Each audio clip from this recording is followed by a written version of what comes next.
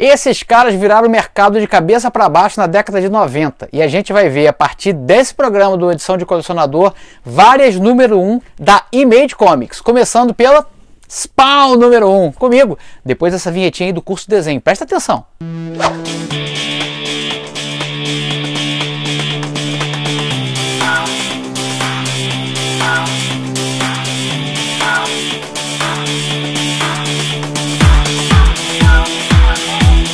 É isso aí, meu camarada, tá afim de desenhar? Vambora, vamos embarcar nessa. Desenhar é bom pra caramba, bom pro coração, bom pra cabeça, bom pra tudo. E olha só, eu sou tão gente boa e tão seu camarada que eu vou te dar um módulo grátis pra você experimentar. Faz um test drive aí e vê se você curte. Se liga, não precisa ser jovenzinho nem ter dom para desenhar não, tá? O meu método, ele é baseado em associação de formas geométricas. Então, com certeza você consegue desenhar um círculo, um quadrado, um triângulo. E devagarzinho, no seu tempo, a gente vai avançando até chegar ao ponto onde você vai poder criar os seus próprios personagens. Então faz o seguinte, entra aqui nesse link que eu coloquei na descrição do vídeo, faz esse módulo gratuito, vê se você gosta. Quando você estiver lá no curso, no módulo gratuito, você pode olhar todo o conteúdo do curso, ver a grade como é extensa, são mais de 140 aulas e continua crescendo. Toda semana entra material novo lá no curso. Então, dá um pulinho lá, faz a sua inscrição. Você só tem que ter uma conta na Hotmart, que também é de graça. Então, risco zero total. Ainda assim, se você depois fez a aula, quer fazer o curso completo, você ainda vai ter 15 dias de garantia. Então, risco zero, meu camarada. Vem se divertir com a gente, vem fazer parte do meu grupo secreto lá no Telegram, só tem gente boa, um estimulando o outro a desenhar e a galera tudo na mesma vibe. Então, tô te esperando por lá, valeu? Agora vamos falar de Spawn número 1, olha só. Eu falei para vocês nos vídeos anteriores que eu ia pegar agora todas as número 1 da Image Comics, todas que eu tenho, né, essa fase inicial da Image Comics, e apresentar para vocês, pra gente poder relembrar. Eu sei que tem gente que não gosta, eu sei que tem gente que critica pra caramba, tem os seus motivos, realmente. Foi assim, para quem não sabe, se tem alguém aí que não sabe, eu vou resumir rapidinho a história da Image Comics. 7 desenhistas famosões na época que estavam trabalhando na Marvel resolveram se juntar porque não estavam satisfeitos com as condições de pagamento, de trabalho lá na editora e lançar seus próprios títulos de maneira independente debaixo de um selo chamado Image Comics. Aí nessa leva foi o Rob Liefeld, que vendia pra caramba igual água no deserto, o Jim Lee, que estava fazendo muito sucesso com X-Men, tinha o Eric Larsen, tinha o... cara, uma galera, ai meu Deus, adoro o nome do trabalho dele. Sei lá, uma galera. Depois a gente vê o nome de todo mundo, que a gente vai ver o número 1 de todo mundo. E esses caras se juntaram e foram na editora Malibu e falaram assim, cara, vocês têm aí toda a infraestrutura, a gente quer lançar, né, nossos quadrinhos como fosse um selo da sua editora. Só que o negócio fez tanto sucesso que logo eles migraram para eles mesmos serem uma editora. E cada um lançou aí debaixo, tinha um pequeno selo debaixo do selo Image, cada um tinha seu estúdio. E aí cada estúdio lançou seus quadrinhos, na verdade, mais de um título. E o primeiro aqui que eu lembro, acho que no Brasil foi o Spawn. Eu acho que o primeiro eu vi aqui foi o Spawn. Com uma defasagenzinha, né? Foi lançado nos Estados Unidos em 92, então eles vão fazer 30 anos ano que vem. Então, em comemoração desses 30 anos de existência, que é dessa editora que acabou se tornando um grande sucesso, vendendo mais de 1 milhão de títulos, assim, teve que reimprimir. Os caras viraram popstar, maluco. Então a gente vai começar a rever essas número 1, que realmente eu confesso que eu gostava de praticamente tudo que eles lançavam, só que a qualidade foi caindo. Não gostava das histórias, mas eu gostava dos desenhos, a diagramação. As histórias eram realmente mais ou menos, algumas meio confusas, porque os caras eram desenhistas e nem todo desenhista é um bom roteirista, não necessariamente, né? Tem grandes roteiristas que formam casamentos legais com bons desenhistas, mas o desenhista ser também o roteirista não é sempre que acontece. E foi isso que aconteceu, eram bons desenhistas e roteiros nem tão legais. Mas aí vários títulos, o Spawn, por exemplo, é publicado até hoje, cara. Então fica aí essa curiosidade para a gente rever todas as número 1. Eu vou parar de falar agora para a gente poder folhear junto o Spawn e eu volto no finalzinho do vídeo para ver o que a gente vai ter aqui no Museu dos Quadrinhos domingo, combinado? Então acompanha aí.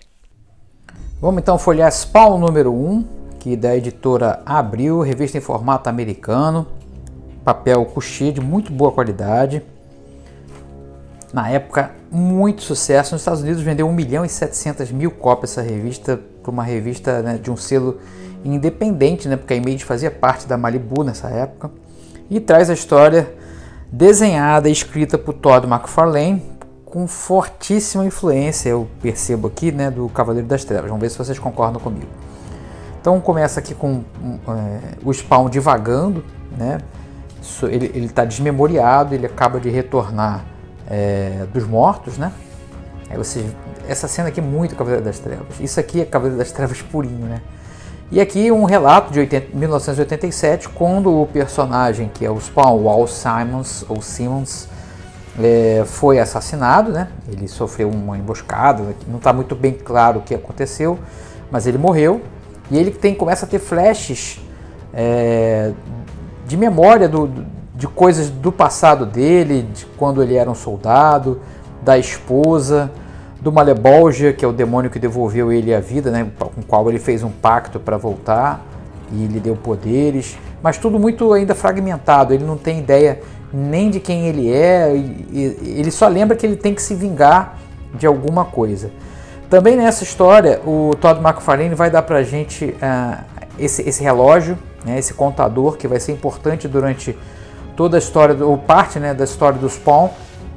Eu confesso que eu gostava muito mesmo de Spawn quando saiu. Aliás, eu gostava de tudo que a Image lançava. Eu sempre fui assim, tudo que saía de diferente, eu corria atrás, né? Tudo que saía de diferente. Então, você nota a diagramação da página diferente, tem um design diferente, um frescor que a gente não tinha, né? Aqui quase um pôster, né? Essa página dupla aqui do Spawn dizendo que quer vingança. Não tem muita história, né? Essa revista aqui não tem muito uma história. É um pequeno princípio de história. E paralelo a isso está ocorrendo aqui assassinato de criminosos. E aí a gente vai ser apresentado ao Sam e o Twitch, que são a dupla de detetives que vai investigar também a aparição do Spawn, né? E a gente vai ficar na dúvida que não fica bem claro se é o Spawn que está matando os bandidos ou não. Aqui, por exemplo, ele intervém um grupo que ia, clichê do gênero, né? Um grupo ia tentativa de estupro de uma menina. Ele intercede aqui, consegue salvar a garota. Aqui a gente tem uma entrevista com Todd McFarlane, onde ele não esconde suas influências. John Byrne, o próprio Frank Miller, né, do Cavaleiro das Trevas, ele fala que Batman é o personagem principal. Aqui é um pôster, aqui sim um pôster mesmo, né, com desenhos do McFarlane, ele que estreou na DC Comics, né. Na verdade, ele falou, primeiro foi na Marvel, no selo, aqui na entrevista fala, ele teve uma estreia na revista, quer ver? Um selo da Marvel Epic, uma revista pequena, e depois que com o trabalho foi melhorando, ele começou com 18 anos, ele fala aqui. A revista Coyote, do selo da Epic Marvel. Depois ele foi para DC Comics, voltou para Marvel, fez Hulk, fez Homem-Aranha, ficou muito famoso o Homem-Aranha dele, inclusive estou querendo trazer o Tormento aqui para a gente relembrar. Bom, aqui continuando a história, ele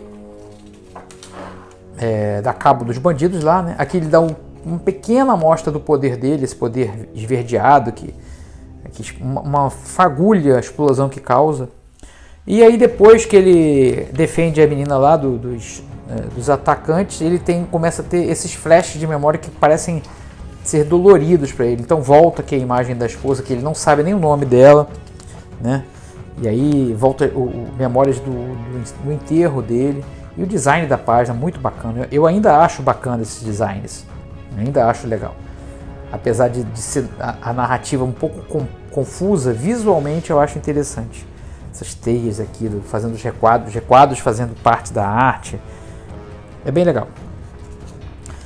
Aqui mais uma página dos jornalistas, né? Que conforme falei, direto lá de Cavaleiro das Trevas. E eles fazendo um background da história aqui, do caso dos assassinatos, comentando inclusive outros personagens, o Youngblood, por exemplo, que é um personagem, são personagens da linha do Rob Liefeld. Então faz aqui já a ideia de um universo, né, que depois acabou não sendo levado para frente, mesmo porque o Rob Liefeld acaba saindo da Image Comics. Então ficou até uma sinuca de bico, porque o responsável pela morte do Spawn é um personagem do Rob Liefeld.